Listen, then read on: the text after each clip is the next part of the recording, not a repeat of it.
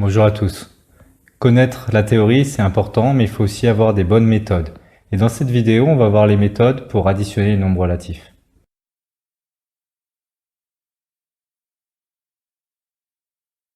Beaucoup d'exercices basiques consistent à additionner deux relatifs. La première question que vous devez vous poser, c'est ont-ils le même signe? S'ils ont le même signe, alors dans ce cas, on garde ce signe et on additionne les valeurs, puisque ça va dans le même sens. Par contre, s'ils n'ont pas le même signe, alors on va garder le signe du nombre ayant la plus grande valeur. On va voir pourquoi juste après.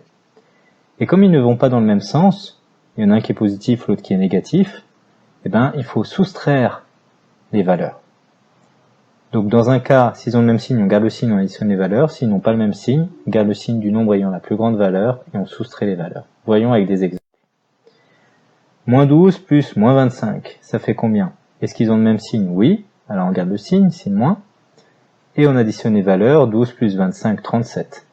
Donc le résultat, c'est moins 37. Deuxième cas de figure, moins 57 plus 28, ont-ils le même signe? Non. On garde le signe du nombre ayant la plus grande valeur. Là, c'est moins 57 qui a la plus grande valeur, donc on garde le signe moins. On soustrait les valeurs. 57 moins 28, 29. Donc le résultat, c'est moins 29.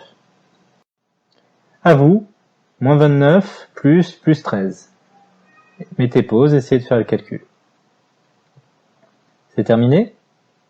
Vous avez essayé, hein? Donc, moins 29 est plus grand, on garde le signe moins. On soustrait les deux valeurs, 29 moins 13 ça fait 16, donc le résultat c'est moins 16. Regardons maintenant les exercices où on doit additionner plusieurs relatifs. L'astuce ça va être de regrouper tous les positifs ensemble et tous les négatifs ensemble. Puisqu'ils ont le même signe, on peut les additionner, et puis à la fin on a le résultat des positifs, le résultat des négatifs, on va les soustraire en gardant le signe qui convient. On va maintenant voir un exemple. Alors voici un calcul avec des nombres négatifs et des nombres positifs. On va mettre tous les positifs ensemble, tous les négatifs ensemble. En rouge les négatifs, en bleu les positifs. Ordonnons-les dans le bon ordre. Puisque je vous rappelle, on peut changer l'ordre dans une addition, ça ne change pas le résultat. Et donc, maintenant on va pouvoir mettre ensemble tous les négatifs, mettre ensemble tous les positifs. Les négatifs ça donne moins 20, et les positifs plus 70. Il ne nous reste plus qu'à faire le dernier calcul.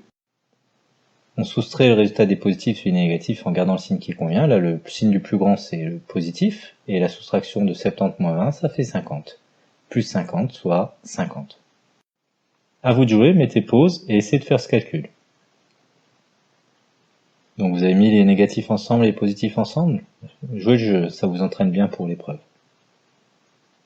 On va maintenant voir la solution. On met plus 14 et plus 7, et puis moins 31, moins 17, moins 102. 14 et 7, 21. Puis pour les négatifs, 31 et 17, moins 48. Puis moins 48 plus moins 102, moins 150. Et enfin, on fait la soustraction de 150 moins 21, ça fait 129, et le signe moins 129.